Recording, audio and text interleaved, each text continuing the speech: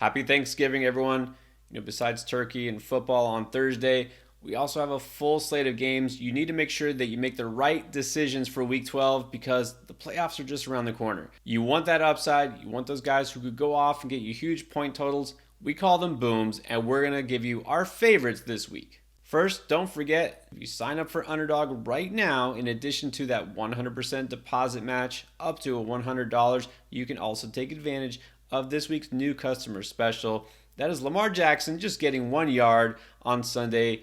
That's a free pick 'em for you. Go higher on that pick. Combine it with any other pick you like. You might want to pick some of the players we're about to talk about. Check it out right now. Use our promo code ENDGAME. It is not too late to take advantage of this week's special. All right, let's get it going. Who's your first boom pick this week? Yeah, it did not take long for the DJ Moore Justin Fields connection to get right back on track. First week back for Justin Fields, and bang, DJ Moore already a top 10 finish at the position in PPR leagues. 7 catches, 96 yards, a touchdown. Had that huge touchdown grab, perfectly placed ball by Justin Fields. The one thing you and I were a little bit nervous about last week, we didn't completely say don't start DJ Moore, but we said, hey, if possible, we'd like to see Justin Fields first. Well, look, he looked fine. He threw the ball great. Justin Fields also had another really nice deep ball to Tyler Scott at the end of the game that should have ended it, but Scott pulled up a little bit and it ended up going incomplete. But that should be enough to show you that he's ready, he's healthy. The connection with DJ Moore is there like they never left.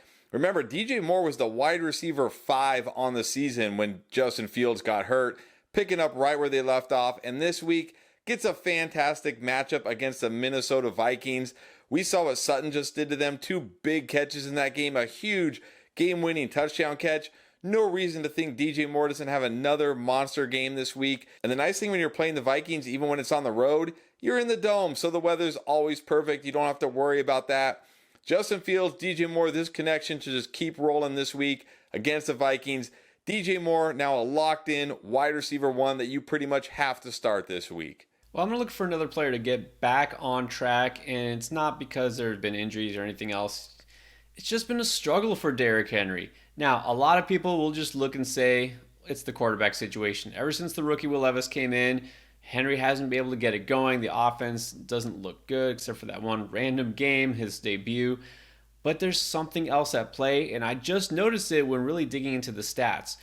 So you might notice that the Titans, well, they haven't been as good this year. They've been on a losing streak, and it just happens to coincide with the fact they've been on the road for 3 straight games. And believe it or not, this season, they are 0-6 on the road. Tennessee cannot win away from home.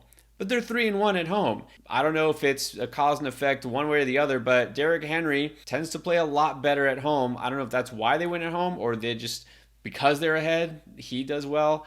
I don't care. The point is, they're back at home, and they also happen to play the Carolina Panthers, who are not only one of the worst teams in the NFL, but also one of the worst run defenses. It really is staggering when you look at it. The fact Derrick Henry at home averages almost 5 yards per carry and 100 yards per game on the ground.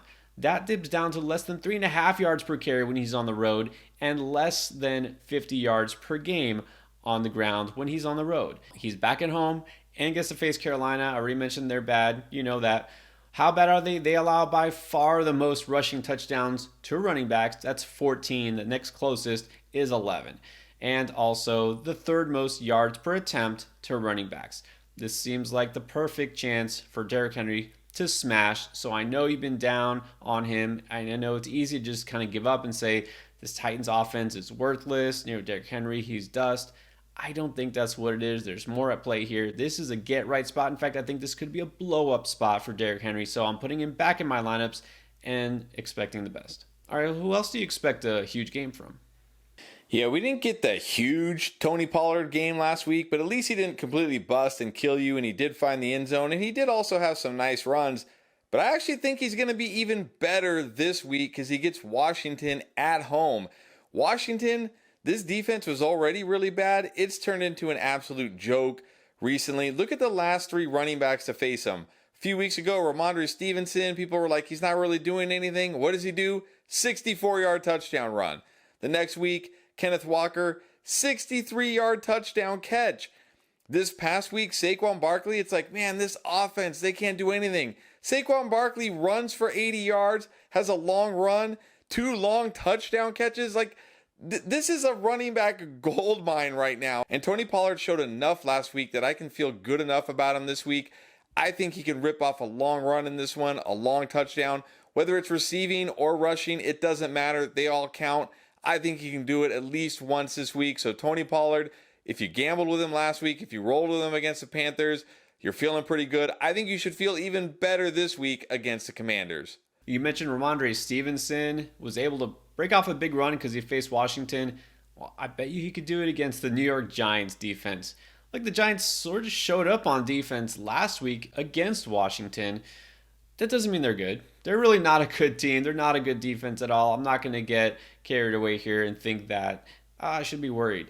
The Giants are still, in terms of fantasy statistics here, one of the teams that gives up the most to running backs. They're bottom 5 in terms of yards per carry to the running back. They've given up the second most total rushing yards to running backs. So now Ramondre Stevenson gets to face this defense. So yeah, that's a spot where I feel good about him.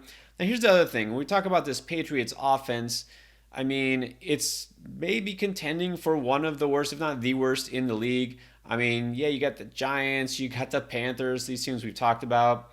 We don't even know if Mac Jones is the guy there anymore. And if he is or isn't, is this good or bad? Could this Patriots offense get worse? I don't know, but I do know this. If they are smart in any way, the Patriots are just going to feed the ball to Ramondre, and I think they will. Look, this last week, we saw him get 20 carries. He's been more involved as the season goes on. They're just going to have to rely on this running game because they don't have a passing game. And it's the Giants. I'm not scared that they're going to run up a score here and that the Patriots will have to come back and pass like they have in some games. So I figure there should be a big workload for Ramondre.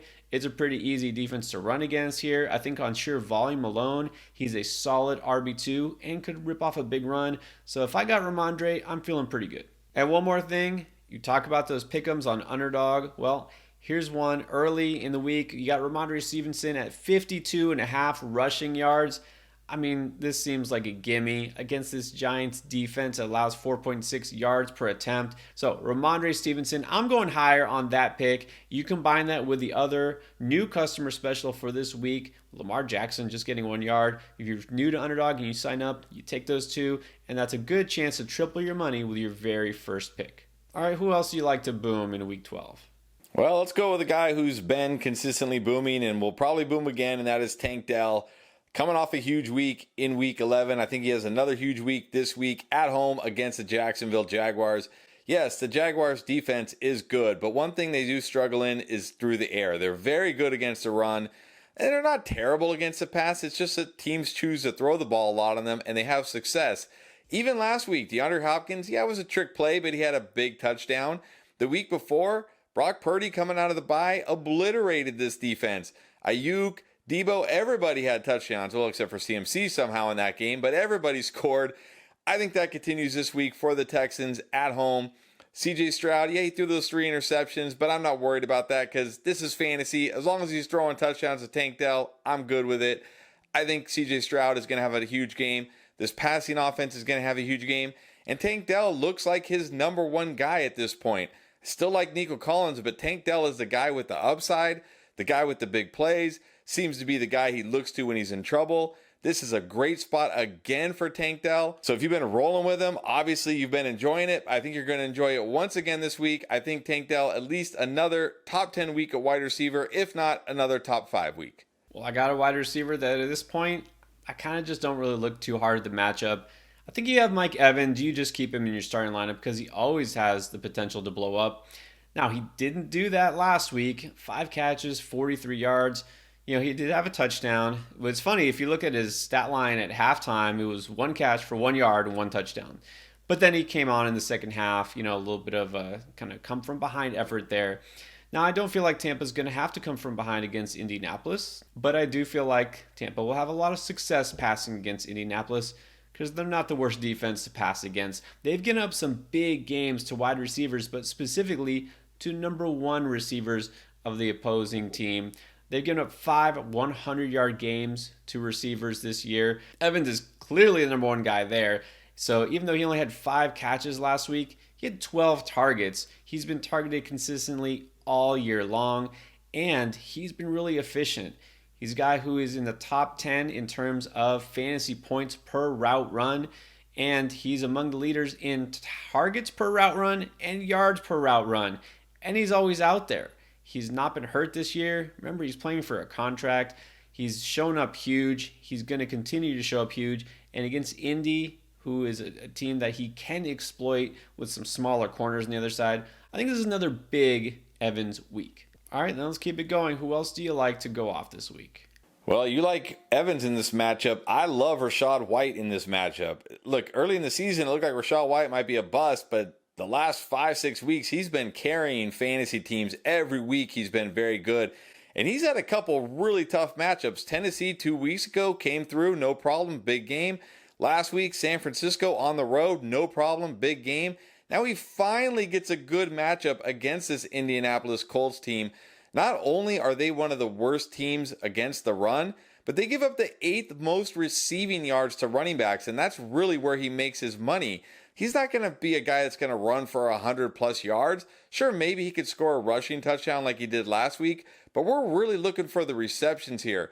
Against this Colts defense that gives up so much in the receiving game to running backs, I think Rachaad White's going to have a big game just in the receiving game alone. He could score a touchdown here. He could get 60, 70, 80 yards receiving, 5+ catches, and plus he's going to get all the work on the ground. He's still going to get 15+ carries because like you said, this game should be close. It should be competitive. He's not going to get game scripted out. He really can't get game scripted out, to be honest. That's what's great about him. So Rachaad White has been fantastic the last 5-6 games.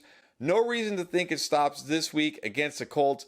Keep rolling with Rachaad White. All right, for the second week in a row, I'm going to end with a tight end I think could present some upside. Look, some of you still need that upside at tight end. And of course, with Mark Andrews out, you might have to go to the waiver wire. I really liked David Njoku last week. I like him a lot this week too, but I'm not going to go for the same player 2 weeks in a row. I'm going to go a little deeper. So, believe it or not, let's talk about a tight end in Cincinnati. It's Tanner Hudson. You might not realize that Tanner Hudson has, over the last 3 games, caught 14 passes on 16 targets. Somehow he's become one of the better options in this offense. Also, he doesn't have Joe Burrow anymore. So instead of targeting down the field and going for those deep throws, we have Jake Browning. And what is he going to do? He's probably going to have to settle for some more underneath routes. And sure, I could pick Tyler Boyd, but you know what? I really don't feel like Tyler Boyd is the type of guy who's going to boom. I'm going to go with the tight end because you need help at tight end. Tanner Hudson has been involved. Last week on Thursday night, Tanner Hudson came in with more catches than Tyler Boyd and Jamar Chase. The other thing is this matchup, he's going against the Pittsburgh Steelers. And one of the reasons I picked Njoku last week going against Pittsburgh, they lost stud linebacker Quan Alexander, who's one of the best in pass coverage. And they had lost Cole Holcomb, other starting linebacker, the week before. And that's part of the reason why Cleveland just kept targeting tight end across the middle of the field. I have a feeling Cincinnati, with Jake Browning at quarterback, will do the same. The target share is probably going to go up for Hudson. That means he's going to get several catches. I can't say I love his touchdown upside, but look, it's tight end. You're streaming. You're desperate. I think Hudson's going to be one of the best picks you can make. All right, those are our boom picks for week 12. Don't forget start, sit, and everything else you need to win this week. It's all here in the week 12 playlist.